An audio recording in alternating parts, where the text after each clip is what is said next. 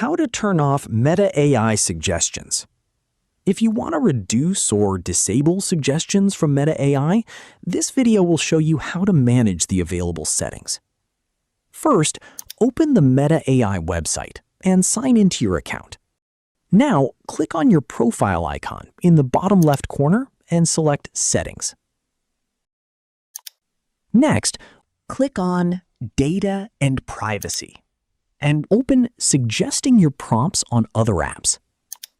Here, review the available personalization and AI preference settings.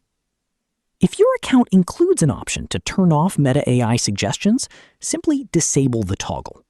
If you don't see this option, it may not be available for your account or region at this time. Your changes will be applied automatically once you update the setting. That's how you can turn off Meta AI suggestions. If you find this video informative, click on like, share, and subscribe for more videos.